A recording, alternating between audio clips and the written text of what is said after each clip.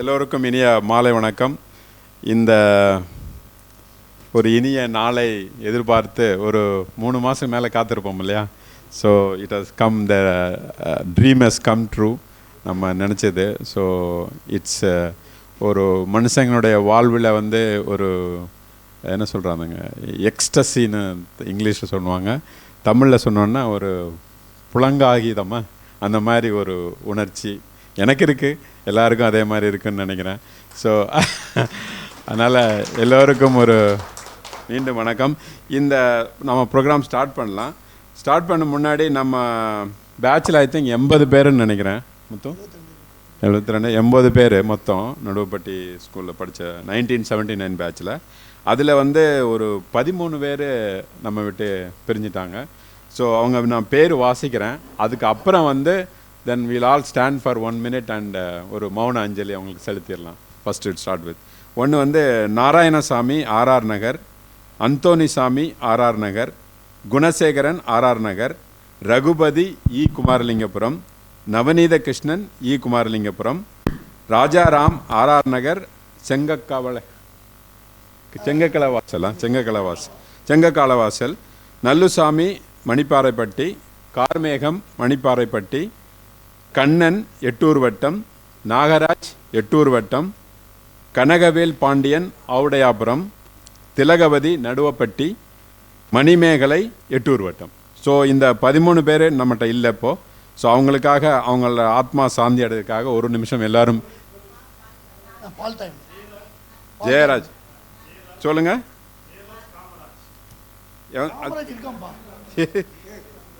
ஜெயராஜ் எந்த ஊர்? நடுவுப்பட்டியா? அவங்க இல்லையா? பால்தாய் வந்துருச்சு. மொத்தம் 15 பேர் வருது. ஓகே. ஸோ இவங்களுக்காக எழுந்து நின்று ஒரு நிமிடம் மௌன அஞ்சலி செலுத்து.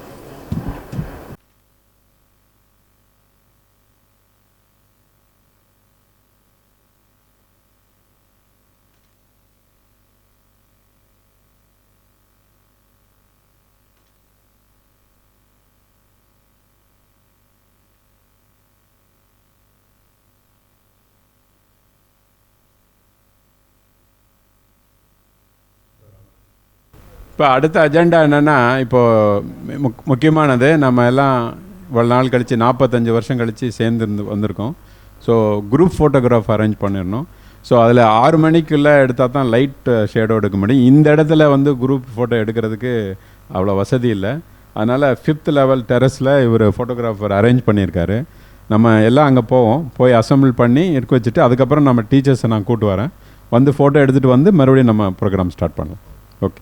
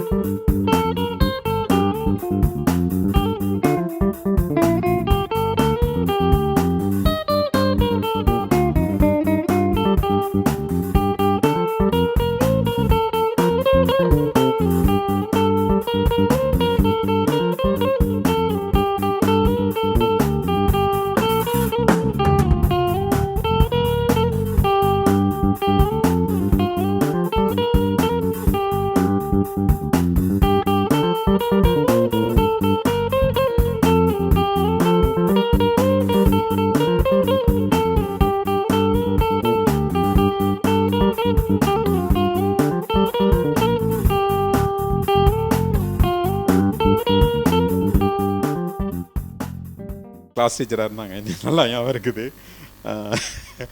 ஸோ அவர் சார் ட்ராயிங் மாஸ்டர். ஸோ அவங்க வந்து இவ்வளோ தூரத்துக்கு வந்து இவ்வளோ சிரமத்தையும் பார்க்காம நம்மளோட வந்ததுக்கு, இன்ஃபேக்ட் நம்மெல்லாம் 60 வயசாகி நம்ம பசங்களுக்கெல்லாம் கல்யாணம் முடித்து பேரம் பேத்தி எடுத்தது கூட, அப்போ கூட நம்மளுக்கு சொல்லிக் கொடுத்த டீச்சர்ஸ் நம்ம கூட வந்து நம்மளை வந்து ஒரு இந்த மகிழ்ச்சியான தருணத்தில் பங்கேற்றதுக்கு வந்ததுக்கு வந்து ரொம்ப நம்மெல்லாம் பாக்கியம் செஞ்சுருக்கணும் உண்மையிலே. ஸோ அது வந்து ஒரு இம்பார்ட்டன்ட், ஒரு முக்கியமான ஒரு நிகழ்ச்சியாக கருதுகிறேன். இந்த எல்லாருக்கும் அப்படி தான் இருக்கும். ஸோ இந்த தருணத்தில் அவர்களை வாழ்த்துவதற்காக நம்முடன் நம் சக தோழி இந்திராணி அவர்களையும் பாரதிலட்சுமி அவர்களையும் வரவேற்கிறேன்.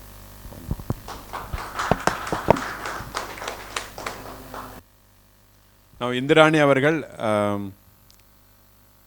டீச்சர் ஜெயலட்சுமி டீச்சரை பூங்கொத்து கொடுத்து வரவேற்பார்கள்.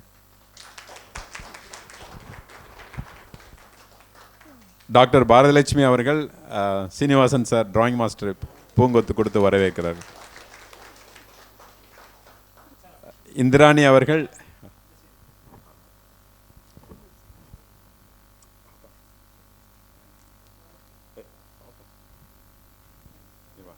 இப்பொழுது இந்திராணி அவர்கள் ஜெயலட்சுமி டீச்சருக்கு பொன்னாடை பொறுத்தவர்கள். வாயா வாயா.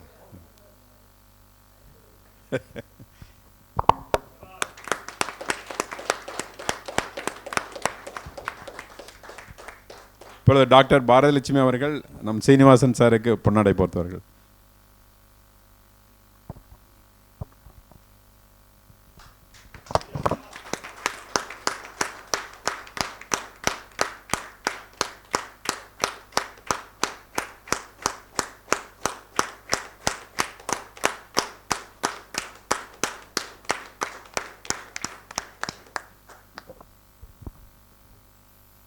ரொம்ப நன்றி சார். இந்திராணி அவர்கள் ஓரிரு வார்த்தைகள் நம்மளுடைய டீச்சர்ஸை பற்றி பேசுகிறதுக்கு.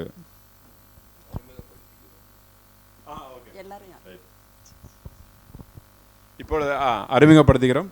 நீங்கள் பாஸ்ட் ஆரம்பிங்க. நான் இந்திராணி. இந்திராணி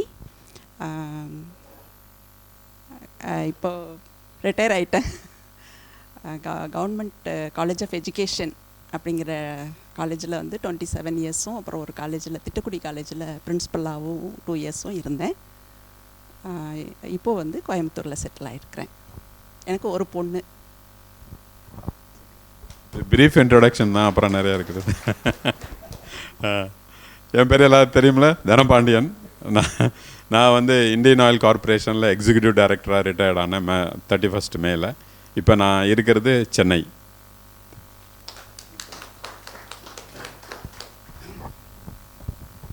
முத்துக்குமார் சாமி, நேட்டிவ் ஆஃப் ராஜபாளையம். இப்போ இருக்கிறது வந்து தாராபுரத்தில் இருக்கேன். ஒர்க் பண்ணுறது வந்து மகாராஷ்டிராவில் ஒர்க் பண்ணிட்டு இருக்கேன். வந்து ஒரு பொண்ணு ஒரு பையன்.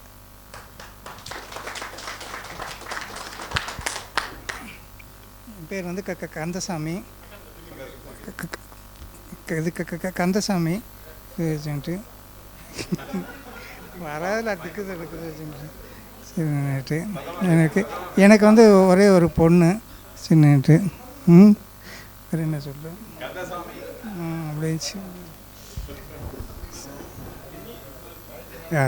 ரங்கநாதன், இப்போ இருக்கிற ராஜபாளையத்தில் இருக்கிறேன் சார். ராஜபாளையத்தில் இருக்கிறேன். ரங்கநாதன், ஒரே பொண்ணு. S Ganapathi Subram, native of Avudaiyapuram. நான் எம்ஏ எம்எட் படிச்சுட்டு லெக்சராக இருந்தேன். பிறகு விஏஓ வேலை கிடைச்சது. அதிலிருந்து போன வருஷம் ரிட்டையர் ஆகிட்டேன். நான் எனக்கு நேட்டிவ் ஆவுடையாபுரம். ஒரு பொண்ணு ஒரு.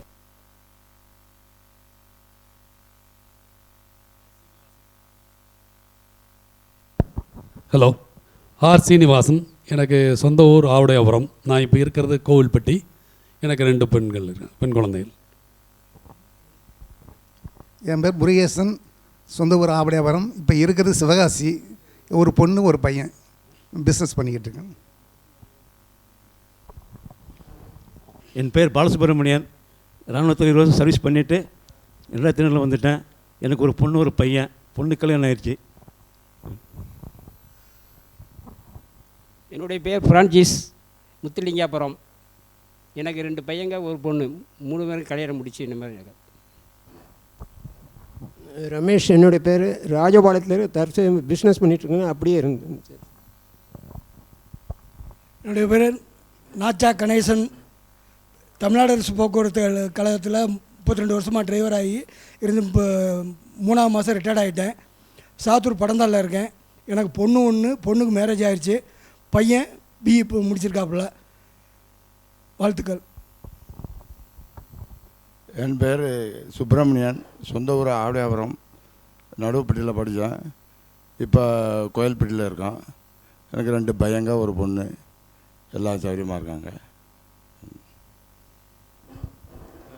I am Rajaram from Tulukapatti. I am now residing at Madurai.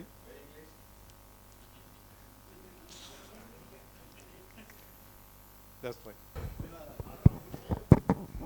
குருநாதன், இப்போ இருக்கிறது ராஜபாளையம். பையன் பிஏ படிச்சுட்டு வேலை பார்த்துக்கிட்டு இருக்கேன். ராஜபாளையத்தில் ஒர்க் ஷாப்பில் வேலை பார்த்துக்கிட்டு இருக்கேன். என்னுடைய பேர் பி சீனிவாசன், சொந்த ஊர் குலசேகரபுரம். இப்போ நான் இருக்கிற மதுரை. ஒரு பையன் ஒரு பொண்ணு. என் பேர் சுப்ராஜ், குலசேகரபுரம். இருக்கிறது அருப்புக்கோட்டையில். ஒரு பொண்ணு ஒரு பையன். பொண்ணுக்கு மேரேஜ் ஆயிடுச்சு. விஜயராகவன், ஒரு 8 வட்டம். ஒரு பொண்ணு ஒரு பையன். காவல்துறையிலேருந்து ரிட்டையர்ட் ஆகிருக்கு. அக்கையா, சொந்த ஊர் முத்துலிங்கபுரம். நடுங்குது, இதில் என்ன இருக்குயா? சொந்த ஊர் முத்துலிங்கபுரம். இப்போ விருதுநகரில் இருக்கேன். பையன் 1 பொண்ணு 1.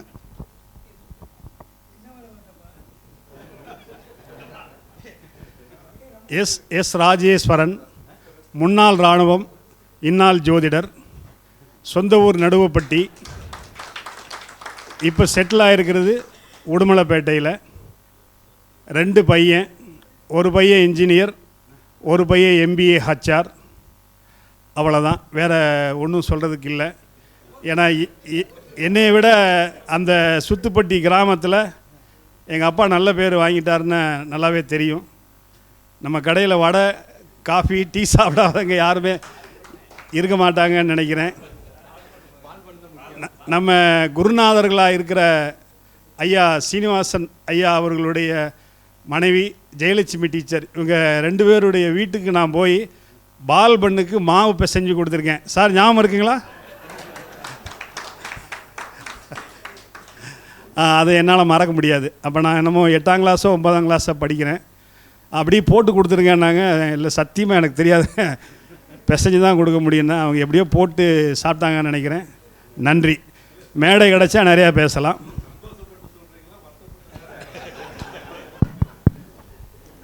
என்னுடைய பெயர் மைக்கேல் ஜெயசுராஜ். நான் நேட்டிவ் தூத்துக்குடி. இப்போ இருக்கிறது சென்னை. எனக்கு 2 பையங்க ஐடி கம்பெனியில் ஒர்க் பண்ணுறாங்க.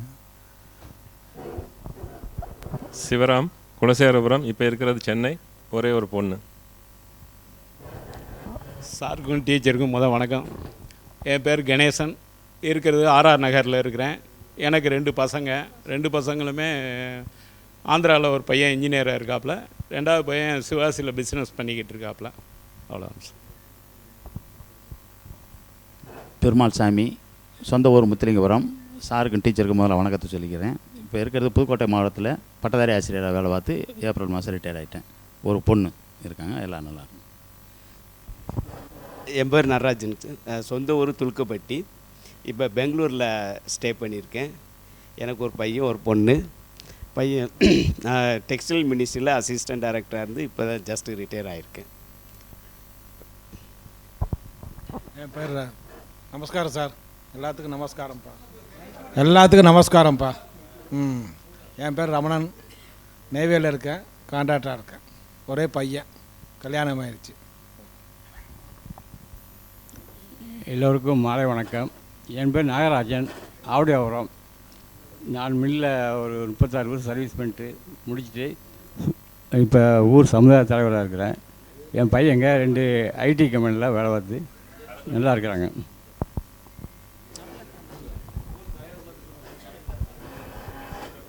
என் பேர் பரமசிவம். நான் தமிழ்நாடு அரசு போக்குவரத்துகளில் 30 வருஷம் டிரைவராக இருந்து ரிட்டையர்ட் ஆகிட்டேன். அனைத்து நண்பர்களுக்கும் 45 வருஷம் கழிச்சு பார்த்தது மிகவும் சந்தோஷம். சாராவது அடிக்கடி பார்த்துட்டு இருப்பேன், ஆனால் நம்ம நண்பர்கள் யாரும் இது வரைக்கும் பார்த்ததே கிடையாது. ரொம்ப நாள் ஆச்சு. 45 வருஷம் கழிச்சு இன்றைக்கி ஒரு பெரிய மகிழ்ச்சி. நம்ம வாழ்க்கையிலே சந்திக்க முடியாத நிகழ்ச்சி இன்றைக்கி பார்த்துருக்கோம். ஏன்னா எனக்கு 2 பசங்க. ஒரு பையன் எஸ்ஐயாக இருக்கான், ஒரு பையன் டீச்சராக இருக்கிறான். அதனால் ரொம்ப சந்தோஷம். நான் டிரான்ஸ்போர்ட்டில் டிரைவராக இருந்து ரிட்டையர் ஆகிட்டேன்.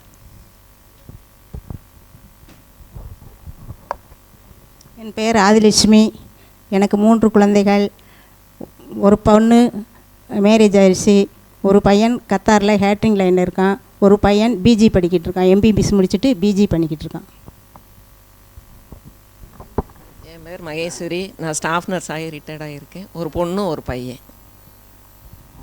என் பேர் பாரதி. ராஜபாளையத்தில் இருக்கிறேன். சொந்த ஊர் முத்துலிங்கபுரம். எனக்கு 2 குழந்தைங்க, 2 பேர் கல்யாணம் ஆயிடுச்சு.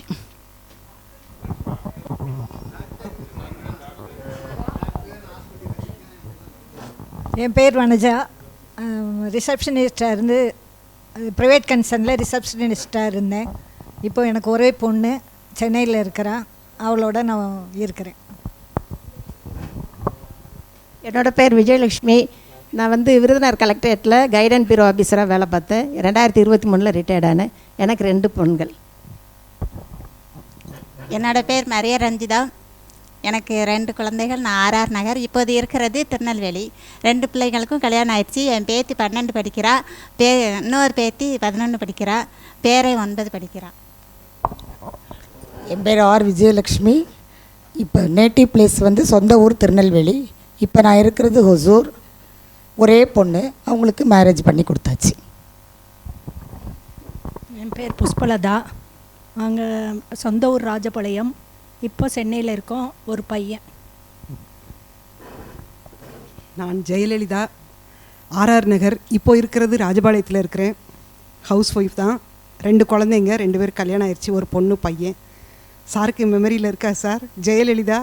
ஹேண்ட் ரைட்டிங்லாம் நல்லா இருக்குன்னு சொல்லி நான் தான் ரிஜிஸ்டர்லாம் எழுதுவேன் கிளாஸ் இது. அதனால் எனக்கு அது மெமரியில் இருக்குது சார். சந்தோஷம்.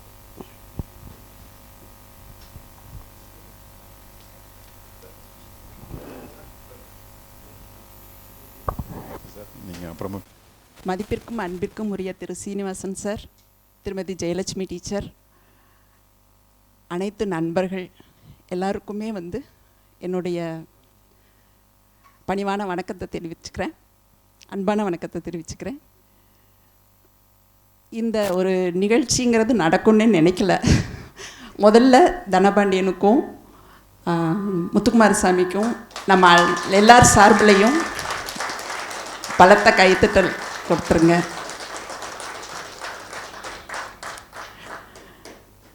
நான் ரிட்டையர் ஆகிற அன்னைக்கு ஏப்ரல் 30 காலையில் தனபாண்டியன் கூப்பிட்டாரு. அதுக்கு முந்தின நாளே முத்துக்குமார் கூப்பிட்டாரு. அப்புறம் பாரதி கூப்பிட்டாங்க. எனக்கு ரொம்ப ரிட்டையர் ஆகிற அன்னைக்கு அதுதான் எனக்கு கிடைச்ச ஒரு நல்ல ரொம்ப சந்தோஷமான விஷயமாக எனக்கு தோணுச்சு. ஏன்னா அதெல்லாம் சைல்டுஹுட் ஃப்ரெண்ட்ஸு. அன்றைக்கி எதிர்பாராத விதமாக கூப்பிடுறதுங்கிறது ரொம்ப சந்தோஷமாக இருந்தது. அப்புறம் இந்த மாதிரி ஒரு நிகழ்ச்சி நம்ம நடக்கும் அப்படின்னு நினைக்கவே இல்லை. ஏன்னா வந்து 45 இயர்ஸ்க்கு அப்புறம் இங்கே கோயம்புத்தூரில் பிஎஸ்ஜி காலேஜில் படிக்கிறவங்க இவங்கெல்லாம் வந்து சந்திப்பாங்க. ஆனால் அவங்கெல்லாம் வந்து ஒரு 15 வருஷம் கழிச்சு 25 வருஷம் அந்த மாதிரி கூட சந்திப்பாங்க. ஆனால் 35 வருஷம் கழித்து சந்திக்கிறது இதெல்லாம் வந்து 45 வருஷம் கழித்து சந்திக்கிறது ரொம்ப அபூர்வமான ஒன்று. இப்போ நம்மளுக்கு வந்து முதல்ல வந்து நான் யாருக்கு ஒரு நன்றி சொல்லணும்னு நினைக்கிறேன்னா, நம்ம பிறந்த காலத்தில் வந்து நம்மளுக்கு இந்த அளவுக்கு கல்வி கிடைச்சிது அப்படிங்கிறது வந்து ஒரு பெரிய விஷயம். அதுக்கு வந்து காமராஜர் நிறுவின அந்த பள்ளிக்கூடம், அவர் ஆட்சியில் நிறுவன பள்ளிக்கூடம், அந்த பள்ளிக்கூடத்துக்கு நிலம் கொடுத்த திரு ராமமூர்த்தி ஐயா, அப்புறம் அங்கே நம்ம படிக்கிறதுக்கு நம்மளுக்கு வாய்ப்பு கிடைச்சிது. இல்லைன்னா அந்த மாதிரி ஒரு கிராமத்தில் ஒரு ஹை ஸ்கூலோ ஹையர் செகண்டரி ஸ்கூலோ நிறைய ஊர்களில் இல்லை. இப்போ நம்ம எல்லாருமே வந்து அங்கே இருக்கிற சுற்றி உள்ள கிராமங்களில் தான் நம்ம பிறந்தோம். நடுவுப்பட்டி, முத்துலிங்கபுரம், குலசேகரபுரம், சக்கமல்புரம், குமாரலிங்கபுரம், ஆவுடையாபுரம், அந்த இவ்வளவு ஏரியாலையும் அங்கே வந்து பள்ளிக்கூடமே இல்லை. நீங்கள் ஞாபகம் இருக்கும், சிமெண்ட் ஃபேக்ட்ரியிலேருந்து 3 ட்ரிப்பு 4 ட்ரிப்பு வந்து பஸ்ஸு வருவீங்க. ஸோ இவ்வளவு நல்ல பேரோடையும் புகழோடையும் அந்த பள்ளிக்கூடம் இருந்தது. இந்த தருணத்தில் நம்ம படித்த அந்த டியூரேஷன் பூராமே பிரின்சிபல் ஹெச்எம்மாக இருந்த திரு சேதுராஜ் ஹெட் மாஸ்டர் அவர்களையும் இந்த சமயத்தில் நான் எல்லாருடைய ஞாபகத்துக்கும் கொண்டு வரேன். அப்புறம் வந்து நம்மளுக்கு 5th முடிச்சுட்டு நம்ம 6th அங்கே வருவோம். அப்போ வந்து பி கிளாஸ் டீச்சராக வந்து ஜெயலட்சுமி டீச்சர் இருந்தாங்க. நம்ம எல்லாருக்குமே வந்து மேடம் கிளாஸுன்னு எங்களுக்கெல்லாம் எடுக்கிற வாய்ப்பு எங்களுக்கு வரல. சார் வந்து எல்லாருக்குமே வகுப்பு எடுத்திருப்பார்.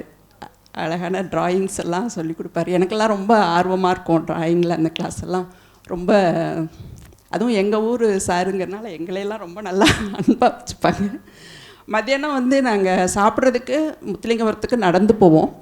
மற்றவங்கெல்லாம் லஞ்சு கொண்டு வருவாங்க. நாங்கள் நடுப்பட்டி முத்துலிங்கபுரம் பிள்ளைங்கள்லாம் நேரில் போய் சாப்பிட்டுட்டு வருவோம். அப்போ சரஸ்வதி டீச்சரும் ஜெயலட்சுமி டீச்சரும் எங்கள் முன்னாடி நடந்து போயிட்டுருப்பாங்க. அப்பாசாமி சாரும் டிராயிங் மாஸ்டர் சாரும் நடந்து போயிட்டுருப்பாங்க. நாங்களும் பின்னாடி போயிட்டுருப்போம். போய் சாப்பிட போவோம்.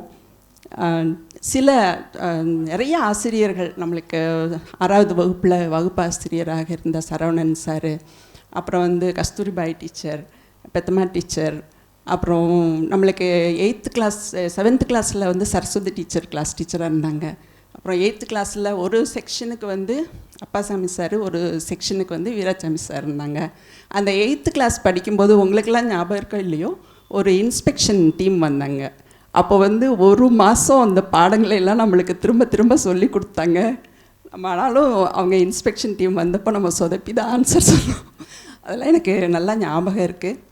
அப்புறம் 8th கிளாஸில் வந்து நம்ம நிறையா அந்த ஒரு சார் இருப்பார், இந்த நெசவு சார் அப்படின்னு சொல்லிட்டு.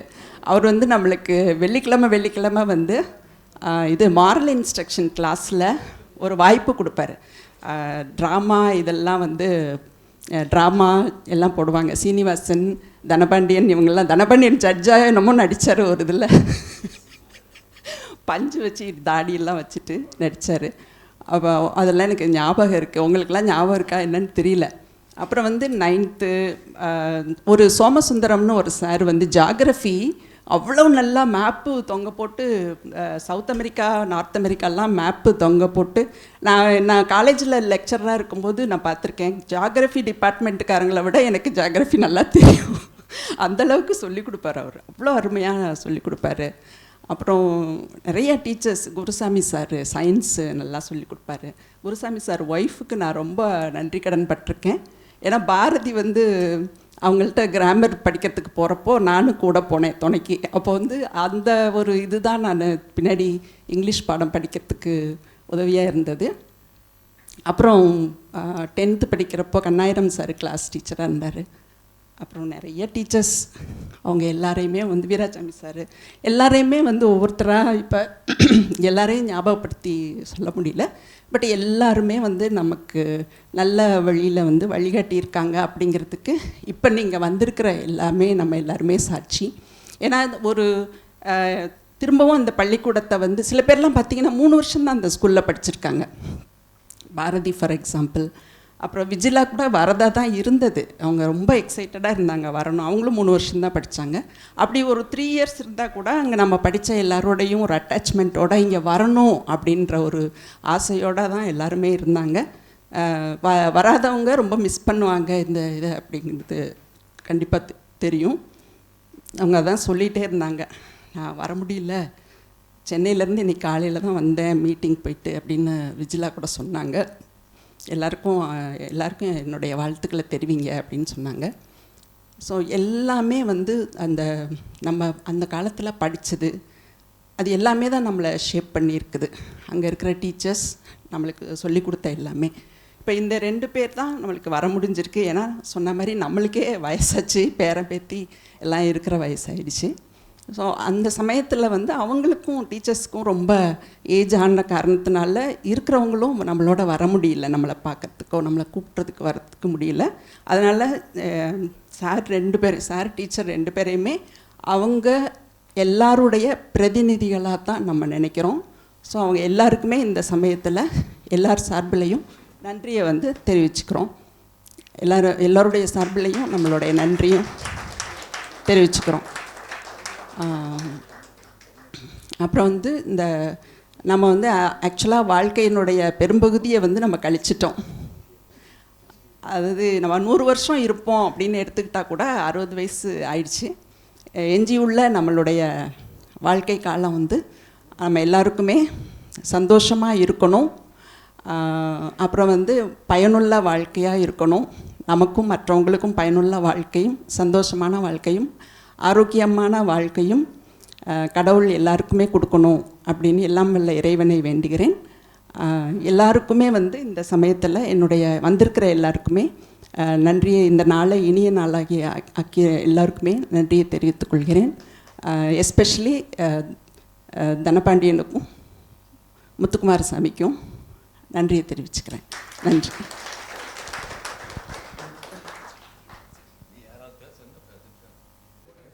ஐந்து கரத்தனை ஆணை முகத்தினை இந்தின் இளம்பிறை ஓடும் ஈற்றனை நந்தி மகந்தனை ஞானக் கொழுந்தினை புந்தியில் வைத்தடி போற்றுகின்றேனே. என்னை ஈன்றெடுத்த தாய் தந்தையர்களை முதலில் வணங்கி எனக்கு கற்றுக் கொடுத்த இந்த 2 தெய்வங்களையும் வணங்கி அடுத்தபடியாக இராணுவத்தில், நிறுவனங்களில், ஜோதிடத்தில் கற்றுக் கொடுத்த குருநாதர்களை பாதம் தொட்டு வணங்கி என் உரையை துவக்குகிறேன். அவர் வரும்போதே சொல்லிட்டாரு 5 நிமிஷம்தான் டயம் அப்படின்ட்டு. ஏன்னா விட்டால் நான் பேசிட்டே இருப்பேன் அப்படின்னு அவர் புரிஞ்சுக்கிட்டாரு. ஏன்னா விஷயங்கள் நிறையா இருக்குது. அவர் அடுத்த வருஷம் பார்த்துக்கலான் இருக்கார். முதல்ல இந்த ஃபங்க்ஷனை ஆரம்பிக்கிறதுக்கு காரணகர்த்தாவாக இருந்த ஃபஸ்ட் நம்பர் 1 முத்துக்குமார்ஜி, 2வது தனபாண்டியன்ஜி. இந்த முத்துக்குமாருக்கு உதவியாக இருந்த அவருடைய நண்பர், அவருடைய மகன், இவங்க 2 பேருக்கு நம்ம முக்கியமாக நன்றியை தெரிவிக்கணும். ஏன்னா இவங்க இல்லைன்னா நம்ம இல்லை. ஒரு அருமையான ஒரு லாட்ஜை நமக்காக ரெடி பண்ணி கொடுத்துருக்குறாங்க, மறக்க முடியாது. அதுக்கப்புறம் இந்த லாட்ஜினுடைய முதலாளி, மேனேஜர், இங்கு வேலை செய்யும் ஒவ்வொரு தொழிலாளிக்கும், முக்கியமாக ஹவுஸ் கீப்பிங் செய்கிற மனிதர்களுக்கும் நான் நன்றியை தெரிவிச்சுக்கிறேன். ஃபோட்டோகிராஃபி உங்களுக்கும் என்னுடைய நன்றி. எல்லா வேலையையும் விட்டுட்டு ஒதுக்கி இவ்வளவு வயதாகியும் எனக்கு தெரிஞ்சு இவங்க 2 பேருக்குமே வந்து நம் தாய் தந்தையருக்கு சமமாகவோ இல்லை சற்று குறைவாகவோ சற்று ஏற்றமாகவோ இருக்கலாம். இவ்வளவு வயசாகியும் நமக்காக இங்கே வந்திருக்கிறாங்கன்னா முதல்ல அவங்களுக்கு வந்து நான் காலைல தான் விழுந்து இந்த கரகோஷம் பத்தாதுங்க, இந்த அரங்கமே அதிர்ற மாதிரி இருக்கணும். ஏன்னா அடுத்து எனக்கு அடுத்து ஒருத்தர் வருவார், கணபதி அவருக்கெல்லாம் ஒரு நாள் முழுக்க கொடுத்தாலும் பத்தாது, ஏன்னா அவ்வளோ விஷயம் வச்சுருக்காரு. அடுத்து இந்த 1979 நம்மளோட படித்த நண்பர்கள், அது ஆணாக இருந்து பெண்ணாக இருக்கட்டும், அவங்களுடைய அத்தனை வேலையையும் விட்டுட்டு இங்கே வந்து கூடியிருக்கிறது பார்த்திங்கன்னா மிக்க மகிழ்ச்சியாக இருக்குது. அதாவது நான் இராணுவத்தில் சேரும்போது ரொம்ப சந்தோஷமாக சேர்ந்தேன். அதை விட நான் ரிட்டையர்ட் ஆகும்போது அதை விட ஒரு மடங்கு சந்தோஷமாக இருந்தேன். ஆனால் இன்றைக்கி 45 வருஷம் கழித்து நாம் எல்லோரும் ஒன்று சேர்ந்துருக்குது பார்த்திங்கன்னா எனக்கு எல்லாத்தை விடையும் பெரிய மகிழ்ச்சியாக இருக்குது. என்ன சொல்கிறது, வார்த்தையே இல்லை. எல்லாருமே நம்ம தாத்தா ரேஞ்சுக்கு வந்துட்டோம். ஏன்னா என் பெரிய பையனுடைய பேரனுக்கு 9 வயசாச்சு.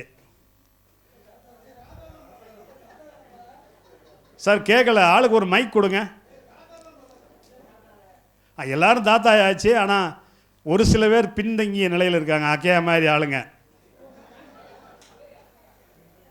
அவருக்கு அடையமானி ஒரு 2-3 வருஷத்தில் செட் ஆகிரும். நான் ஒரு ஜோதிடருங்கிறத எல்லாருக்கும் தெரிவிச்சுக்கிறேன். இந்த அறகுறை ஜோதிடர் கிடையாதுங்க. அஸ்ட்ரோ ராஜேஷ் டிவின்னு சொல்லி யூடியூப் ஆரம்பிச்சிருக்கேன். கிட்டத்தட்ட ஒரு 200 வீடியோ போட்டிருக்கேன். நிறைய பேருக்கு ஷேர் பண்ணியிருக்கேன், குரூப்லேயும் ஷேர் பண்ணியிருக்கேன். ஆனால் ஒரு 5-6 பேர் தான் சப்ஸ்கிரைப் பண்ணியிருக்கீங்க. நீங்களே பண்ணலைன்னா வேறு எனக்காக யார் பண்ணுவா?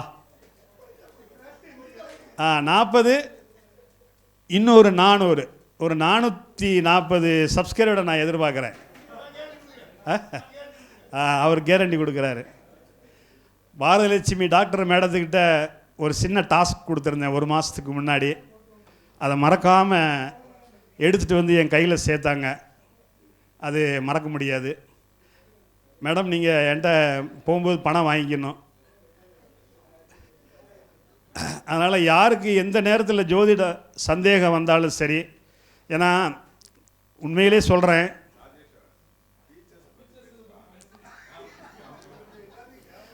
சார் அது நீங்கள் 2-3 பேர் பேசிட்டாங்க, ரொம்பையும் பேசிட்டு அவங்களுக்கே போர் அடிச்சிடும். இல்லை, நீங்கள் அனுமதி கொடுத்தீங்கன்னா நான் 1 hour பேசுகிறதுக்கு ரெடியாக இருக்கேன் சார். ஏன்னா அவர் இப்போ சீனிவாசன் சார் வந்து நாய் உட்கார்ந்துக்கிட்டு இருக்க மாதிரி ஒரு படம் வரைஞ்சிருக்காரு. ஞாபகம் இருக்கா உங்களுக்கெல்லாம்? அதை இப்போ இந்த போர்டில் வரைய சொன்னாலும் நான் வரைஞ்சிருவேன். கத்திரிக்காய் வரைஞ்சி அதில் கலர் கொடுத்துருப்பாரு. அட இவங்கெல்லாம் இல்லைன்னா நம்ம எங்கங்க இங்கே? இன்றைக்கி நம்ம எல்லோரும் நல்லா இருக்கணும்னா அவங்களுடைய ஆசீர்வாதம் தான். நான் கடவுள்கிட்ட வேண்டிக்கிறது அவ்வளோதான். இவங்க கிட்டத்தட்ட ஒரு உண்மையான ஆயுள் மனிதனுக்கு எத்தனை வயசுன்னு தெரியுமா உங்களுக்கு? சொல்ல முடியுமா? அவர் 120 சொன்னார். கை தட்டுங்க. ஏன்னா ஜோதிடத்துக்குள்ளே நான் போயிட்டேன்னா ரொம்ப ஆழமாக போயிடும். உண்மையான வயசு 120 தான். சரியா? அதுக்கு லக்னம் லக்னாதிபதி வலுத்து 8க்குரியவன் ஆட்சி பெற்ற நிலையில் சனி பகவான் வலுத்திருந்தால் 120 வயசில் நீங்கள் உயிரோடு இருப்பீங்க. ஏன்னா நீங்கள் வந்திருக்கிற எல்லாருக்குமே லக்னம் லக்னாதிபதி சனி பகவான் வலுத்திருக்காரு. மேக்சிமம் இங்கே இருக்கிற எல்லாருக்குமே கும்பத்தில் சனி ஆட்சி பெற்ற நிலையில் இருக்கிறார். ஏன்னா இங்கே 62, 63, அதிகபட்சமாக 64 இவங்க தான் இருப்பாங்கன்னு நினைக்கிறேன். இயர் டேட் ஆஃப் பர்த் வந்து என்கிட்ட ஜாதகம் பார்த்தவங்ககிட்ட சொல்ல முடியும், மற்றவங்கள சொல்ல முடியாது. ஆனால் நீங்கள் என்னை நம்பி கொடுக்கலாம். நான் உதாரணத்துக்கு ஒன்று சொல்கிறேன். சென்னையில் ஒருத்தர் சென்னையிலேருந்து வந்து எனக்கு ஆன்லைனில் வந்து சீனிவாசன் ஃபோன் வேணுமா உங்களுக்கு? மைக் அக்கியாவுக்கெல்லாம் அங்கேயே கை நடுங்கிருச்சு. ஒரு சென்னையிலேருந்து ஒருத்தர் அவர் எனக்கு கால் பண்ணார். இந்த மாதிரி மனைவிக்கு உடம்பு சரியில்லைங்க, ஆஸ்பத்திரியில் வந்து ஐசியூ வார்டில் அட்மிட் பண்ணியிருக்காங்க, உடனே ஜாதகத்தை அனுப்பிச்சி வைங்க அப்படின்னு சொன்னேன். அனுப்பிச்சி வச்சாங்க. தெளிவாக தெரிஞ்சது 5 மாதத்துக்கு மேலே இவங்க இல்லை அப்படின்ட்டு. அது மட்டும் பத்தாதுன்ட்டு உங்கள் ஜாதகமும் உங்கள் பையன் ஜாதகமும் அனுப்பிச்சி வைங்க அப்படின்னேன். அவர் அனுப்பிச்சி வச்சார். நான் கேட்ட ஃபீஸ் 300 தான். அப்போ அவர் 1500 அனுப்பிச்சி வச்சார். நான் சொன்னேன், ஜூன் மாதம் உங்கள் மனைவி இல்லைங்க, மனசை தேத்திக்கோங்க, கவலைப்படாதீங்க, இன்னி 4 மாதம் டைம் இருக்குது. கரெக்டாக நான் டைம் கொடுத்தது ஜூன் மாதம். 4ஆம் தேதி அவங்க இறக்குறாங்க. 6ஆம் தேதி எனக்கு தகவல் சொல்கிறாரு. நான் என்ன சொன்னேன் அப்படின்னா, நீங்கள் ப்ரைவேட் ஹாஸ்பிட்டலில் 2 லட்ச ரூபா 3 லட்ச ரூபா செலவழிக்காதீங்க, ஏன்னா அவங்களுடைய ஆயுள் அவ்வளோதான் முடிய போகுது. அதனால் நீங்கள் வந்து டிஸ்சார்ஜ் பண்ணி கொண்டு போயிருங்க வீட்டுக்கு, மருந்து மாத்திரையோட 4 மாதம் ஒப்பேற்றுங்க. என்ன 4ஆம் தேதி இறந்து எனக்கு 6ஆம் தேதி தகவல் சொல்கிறாரு. நான் சந்தோஷப்படுறதா இல்லை கவலைப்படுறதா தெரியல. 2000 ரூபா மேற்கொண்டு எனக்கு பணம் போட்டு விட்டார். ஸோ நான் ஒரு சக்ஸஸ் ஜோதிடராக வளர்ந்துட்டு வர்றேன். நான் நம்பர் 1 ஜோதிடராக ஆகணுங்கிறது தான் என்னுடைய கனவு. அது நிச்சயமாக வருவேன் அப்படிங்கிறதுல எந்த மாற்று கருத்தும் இல்லை. நிறையா சொல்லியிருக்கேன். நிறையா பேர் வந்து நீங்கள் சொன்னதெல்லாம் நடந்துருச்சு. முக்கியமாக கல்யாணமே நடக்காதவங்க, கல்யாணம் முடிஞ்சு 6-7 வருஷமாக கோயில் குளம் அங்கங்கே சுற்றினவங்க என்கிட்ட வந்ததுக்கு பிறகு எதனால் இவ்வளோ லேட் ஆச்சு, எப்போ பிறக்கும், அதெல்லாம் நடந்துச்சு. ஏன்னா இப்போ டைம் நோட் பண்ணிக்கிட்டே இருக்கார் 2 பேரும், ஆர்கனைஸ் 2 பேரும். அதனால் நான் வந்து என்னை நீங்கள் நம்பி வரலாம். ஏன்னா இந்த செவ்வாய் தோஷம் அப்படின்னு சொல்லிடுறாங்க, ராகு கேது தோஷம்னு சொல்லிடுவாங்க. தனவாணியன் சார், எனக்கு இந்த ஒரு 5 நிமிஷம் டைம் கொடுங்க. ஏன்னா அந்த சத்தியமாக இல்லைங்க. அதாவது லக்னத்திலிருந்து 2, 4, 7, 8, 12 செவ்வாய் இருந்தால் தோஷம். ராசியிலிருந்து 2, 4, 7, 8, 12 இருந்தால் தோஷம். சுக்கிரனிலிருந்து செவ்வாய் 2, 4, 7, 8, 12 இருந்தால் தோஷம். நீங்கள் பாருங்கள், 100 ஜாதகத்தை தேடி பாருங்கள், கிட்டத்தட்ட 90 பேருக்கு இருக்கும். அது செவ்வாய் தோஷம் இல்லைங்க. செவ்வாய் மேசத்திலேயோ கடகத்திலேயோ சிம்மத்திலேயோ விருச்சிகத்திலேயோ மகரத்திலேயோ இருந்தால் அது செவ்வாய் தோஷம் இல்லை. ஏன்னா அது தன்னுடைய ஆட்சி வீட்டில் இருக்குது, நட்பு வீட்டில் இருக்குது. கடகம் சிம்ம லக்கணங்களில் பிறந்தவங்களுக்கு செவ்வாய் தோஷம் கிடையாது. செவ்வாய் ஒருவேளை 7, 8 இருந்து இளமையிலேயே முடிஞ்சு போச்சு அப்படின்னா அது செவ்வாய் தோஷம் கிடையாது. ஒருவேளை அவங்களுக்கு கல்யாணம் முடித்து 30 வருஷம் கழித்து வருதுன்னா அது செவ்வாய் தோஷம் கிடையாது. அதே மாதிரி ராகு கேது தோஷம், ஏன்னா நான் கற்றுக்கிட்டதே இதை வச்சு தான். ஏன்னா நான் 57 வயசு ஆகும்போது தான் நான் என்னுடைய ஜாதகத்தையே புரட்டி பார்க்குறேன். பையன் என்னை மாதிரி லவ் பண்ணி கல்யாணம் முடிச்சிட்டான். 2வது பையனுக்கு என்ன அவன் மட்டும் கல்யாணம் முடிச்சிட்டா, எனக்கு நீங்கள் முடிக்க மாட்டேங்கிறான்னு தேடினேன். ஏன்னா 8 செவ்வாய் 2 ராகு 8 கேது. அப்போ அதே பெட்ரோமோக்ஸ் லைட் கொண்டு வாங்கங்கிறான் ஜோதிடர். உடுமலைப்பேட்டையில் 20 பேர் இருக்காங்க. ஒருத்தன் சொல்கிறான் 10,000 ரூபா கொடுங்க, அதை நிவர்த்தி பண்ணிடலான்ட்டு. இது நீங்கள் நம்புறீங்களா? உண்மையான ராகு கேது தோஷம் என்னங்கிறத இன்றைக்கி நீங்கள் புரிஞ்சுக்கோங்க. ராகு கேதுலேருந்து ஒரு லைன் போடுங்க, 180 டிகிரி. அந்த ராகு கேதுக்குள்ளே லக்கணத்திலிருந்து எல்லா கிரகங்களும் அடங்கிருச்சுன்னா அதுதான் உண்மையான கால சர்ப்ப ராகு கேது தோஷம். அதுலேயும் யோகமாகவும் இருக்குது, தோஷமாகவும் இருக்குது. யாருக்கெல்லாம் ராகுவை நோக்கி கிரகங்கள் பயணப்படுதோ, இந்த 7 கிரகங்கள் வந்து கிளாக் வாய்ஸாக சுற்றும், ராகு கேதுக்கள் மட்டும் ஆன்டி கிளாக் வாய்ஸாக சுற்றும். அப்போ நீங்கள் ஒரு கோடு போட்டு ராகு கேதுக்குள்ளே 7 கிரகங்கள் அடங்கிருச்சு அப்படின்னா அது ராகுவை நோக்கி போனால் அது யோகமாக வேலை செய்யும். அது கேதுவை நோக்கி வந்தால் தோஷமாக வேலை செய்யும். இதுதான் கால சர்ப்ப தோஷம்ங்கிறது. அதனால் லக்கணத்திலேயோ 2லேயோ 7லேயோ 8லேயோ ராகு இருக்குன்ட்டு நம்ம முடிவு பண்ணிடக்கூடாது. லட்சங்களில் ஒருத்தருக்கு தான் இந்த செவ்வாய் தோஷம், இந்த ராகு கேது தோஷம் இதெல்லாம் வேலை செய்யும். சுக்கிரன் நீசம் ஆயிடுச்சு சார், இப்போ சுக்கிரன் நீசமாயிட்டா எதுவுமே கொடுக்க மாட்டார் சார், அப்படி இல்லை. சுக்கிரன் நீசமானவங்களுக்கு ஒரு மனைவியை தவிர மற்ற மனைவிகளை வந்து ஏறெடுத்து கூட பார்க்க மாட்டாங்க. ஆனால் சுக்கிரன் மீனமனையில் உச்சமாயிட்டா அவங்கள சுற்றி பெண்களாக இருந்தால் அவங்கள சுற்றி ஆண்கள். தப்பாக நினச்சிக்கிற வேண்டாம். அவர் கார்மெண்ட்ஸ் கம்பெனி வச்சுருக்கலாம். ஏன்னா சுக்கிரன் உச்சமாயிட்டார், சுகபோகங்களுக்கு அவர் தான் அதிபதி. இப்போ இதெல்லாம் ஏன் சொல்கிறேன்னா, உங்களுக்கெல்லாம் அந்த ரேஞ்சில் இருக்கிறீங்க, பிள்ளைகளுக்கு கல்யாணம் முடிக்கணும், அந்த மாதிரி இருக்கிறதுனால சொல்ல வர்றேன். இல்லை, எனக்கு பணம் சம்பாதிக்கிறது நோக்கலை. அதாவது மனிதன் பிறக்கிறான், இறப்புங்கிறது வரத்தான் செய்யும், அது யாராலையும் தடுக்க முடியாது.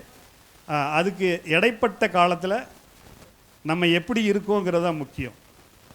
அப்போ இப்போ 60 வயசு நம்ம தாண்டிட்டோம். அப்போ உணவு வந்து இப்போ பாதி உணவு, கால்வாசி தண்ணீர், கால்வாசி எம்டி, 3 வேளையும் இப்படி வச்சுக்கோங்க. அதுக்கப்புறம் 1 மணி நேரம் ஏதாவது பயிற்சி பண்ணுங்க. என்கிட்ட நிறைய விஷயம் இருக்குது, ஆனால் இவர் கொடுக்க மாட்டேங்காரு. ஃபயர் கிளாஸ் எடுக்கிறேன்ன, போர்டெல்லாம் இருக்குன்னே, அதுக்கும் டைம் இல்லைன்ட்டார். சரி, பரவாயில்ல, எல்லாருக்கும் தெரிஞ்சது நடைப்பயிற்சி, அது நீங்கள் பண்ணுங்கள். நான் முடிச்சிடறேன் சார், கவலைப்படாதீங்க. இங்கே யாரும் பேசுகிறதுக்கு ஆள் இல்லை. ஒரு உறுதி மட்டும் நான் கொடுக்குறேன், அடுத்த ரியூனியனில் உனக்கு 3 மணி நேரம் கொடுக்க பண்ணி பேசிட்டே இரு. நல்லது சார், நன்றி. அதுக்கப்புறம் இந்த ஆசிரியர், டாக்டர், இராணுவம், போலீஸ், செவிலியர், இந்த வேலையில் இருக்கிறவங்களுக்கெல்லாம் ஒரு கைதட்டு தட்டுங்க. இது மக்கள் சேவையே மகேசன் சேவை. இது பணம் சம்பாதிக்கிறது ஒரு பக்கம் இருக்கட்டும், ஆனால் இந்த சொல்லி கொடுக்குற தொழில், டாக்டர், இவங்களுக்கு நேரங்காலமே இல்லைங்க. அது நிறைய கதையெல்லாம் வச்சுருக்கேன், ஆனால் நேரம் இல்லை. இன்னொரு நாளைக்கு கிடைக்கும்போது பேசலாம். ஆனால் ஒவ்வொரு தடவும் கூப்பிடும்போது தயவு செஞ்சு எல்லா வேலையும் ஒதுக்கி விட்டுட்டு இங்கே வாங்க, அப்படின்னா தான் நிறைய விஷயங்களை நீங்கள் தெரிஞ்சுக்கலாம்.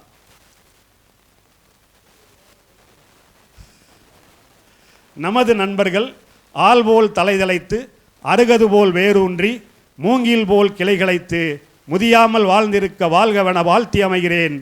வணக்கம். ரயில்வேயில் வேலை பார்த்து கொண்டு இருக்கிறார் ஒரு பேரன். இப்போ ஜோசியம் பார்க்கணும், உள்ளதை எப்படி சொல்கிறதுன்னு யோசனை பண்ணிகிட்டு இருக்கேன். ஏன்னா ஜோசியரும் உட்காந்துருக்காரு. நான் அப்போதே சொன்னேன், ஜாதகத்தை அனுப்புங்க பார்க்குறேன்னாரு. இங்கேயே நானே சொல்லிட்டு அப்புறம் என்னத்தை அவர் பார்க்க போகிறாரு என்ன. அதனால் சும்மா நான் சொல்லிடுறேன். பேத்தி பொறியாளராக முடித்து சென்னையில் வேலை பார்த்து கொண்டு இருக்கிறார். பேரன் வந்து எம்பிபிஎஸ் 4வது ஆண்டு திருச்சியில் எஸ்ஆர்எம் கல்லூரியில் படித்து கொண்டு இருக்கிறார். இதற்கு முழு காரணமும் பாரதி அவர்கள்தான். ஏன் சொல்லுகிறேன் என்றால், இல்லை அதுக்கு நான் உதாரணம் சொல்லணும்ல, பாரதி முழிச்சுக்கிட்டு இருக்கு என்னென்னு நம்மளை சொல்கிறாங்கன்ட்டு. கவுன்சிலிங் போயிட்டு வந்த மறுநாளே பாரதி எனக்கு தொலைபேசியில் பேசுகிறார்கள், மாமா என்ன ஆச்சு, எந்த காலேஜ் கிடைச்சதுன்னு. பேமெண்ட் சீட்டு தான் உள்ளே சொல்லிடுறேன். என்ன எஸ்ஆர்எம் கல்லூரி திருச்சியில் கிடைச்சது, அவங்க அப்பா இன்னொரு ஓட்டம் எழுத சொல்கிறாருன்னு சொன்னேன். மாமா வேண்டாம், நல்ல கல்லூரி, பணத்தை பற்றி யோசனை பண்ணாதீர்கள், எப்படியாவது நீங்கள் அட்மிஷன் போடணும்னு சொல்லிட்டு சித்ராகிட்ட கொடுங்க என்று சொன்னால், பாரதி மக சித்ரா பேர் கொடுத்தேன். நாளைக்கே போய் பணத்தை கட்டிட்டு வரணும்னு சொன்னார்கள். பணத்தை கட்டிட்டு வந்து இன்றைக்கி 4வது ஆண்டு படித்து கொண்டு இருக்கிறார். நான் 2001 ஓய்வு பெற்றேன். 95 நடுவப்பட்டியில் இருந்து சத்திரரெட்டியை வெட்டி பணிக்கு போய் அங்கே ஓய்வு பெற்றேன். 2001 15 ஆண்டுகள் அரசியலில் ஈடுபட்டேன். ஒன்றிய செயலாளர், மறுமலர்ச்சி திமுகவில் ஒன்றிய செயலாளராக 15 ஆண்டுகள் வேலை செய்தேன். வீட்டில் ஒரே தொந்தரவு தான், டீச்சரு இவருக்கு வேலை இல்லையான்ட்டு. என்ன 200 கிராமங்கள் எல்லாரும் எனக்கு தெரியும். வாத்தியார் ஒன்றிய செயலாளர்னா எல்லாருக்கும் தெரியும். 200 கிராமங்கள் நம்ம விருதுநகர் சட்டமன்ற தொகுதியில் 200 கிராமங்கள்லேயும். அதே போல் நேரடியாக பொதுச்செயலாளர் அவர்கள் தொலைபேசியில் பேசுவார், வைகோ அவர்கள். என் பேத்திக்காக இடம் பிஎஸ் கோயம்புத்தூர் பிஎஸ்ஜி காலேஜ் கல்லூரியில் இடம் வேணும் என்று நான் சொல்லவில்லை. என கேளில் நண்பர்களெல்லாம் அவருக்கு மிகவும் பிரச்சனை பண்ணி சொன்னார்கள். அப்போ அவர் சொன்னார், பிஹெச்டி கல்லூரியில் என்னால் முடியாது, தியாகராஜா காலேஜில் எனக்கு ஒரு சீட் இருக்குது என்று சொன்னார். எனக்கு நேரடியாக பேசினார். என்ன உங்களுக்கு இவ்வளவு சுவாரஸ்யம் வருது என்னன்னு தெரியலையே, என்ன ஒன்றியன்னார். நான் ஒன்றும் சொல்லலையே, என்ன இல்லை சொல்கிறாங்க, மாவட்டம் வரைக்கும் போயிடுச்சுன்னார். அந்த மாதிரி ஒரு இயக்கத்தில் நான் இருந்தேன், இப்பொழுது இல்லை. அடுத்து ஆன்மீகத்தில் இறங்கிவிட்டேன்.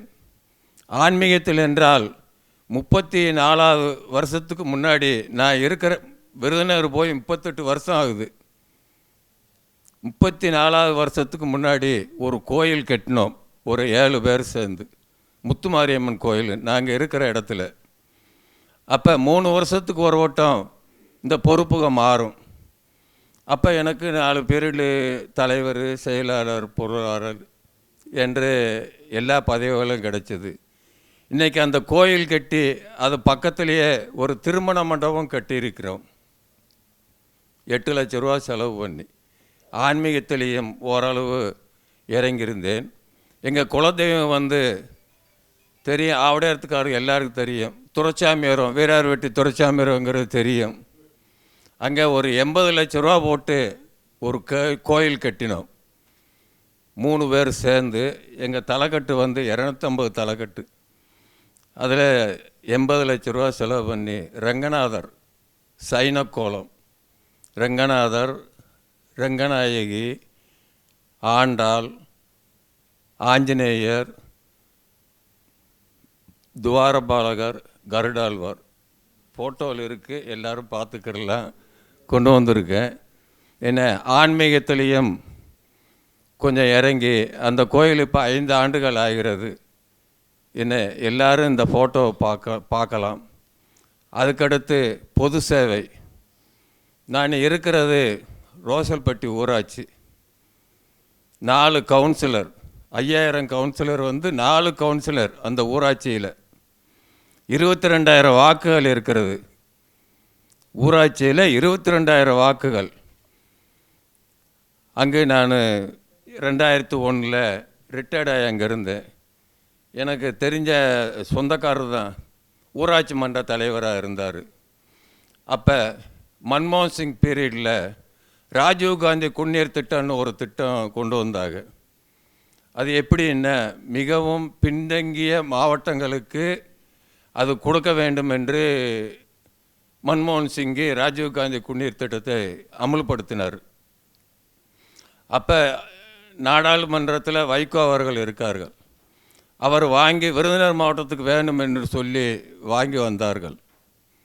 அப்போ ரோசல்பட் பஞ்சாயத்து வந்து குடிநீருக்கு இன்றைக்கி பஞ்சம்தான், ரொம்ப சிக்கலாக இருந்தது. அப்போ தலைவர் வந்து ஒரு மீட்டிங் போட்டு தலைவர், செயலாளர், பொருளாளர்னு சொல்லி தேர்ந்தெடுத்து ஒவ்வொரு இணைப்புக்கும், வீட்டுக்கு இணைப்பு தருவாங்கள்ல, ஒவ்வொரு இணைப்புக்கும் இவ்வளோ வசூல் பண்ணணும் என்று சொன்னார்கள்.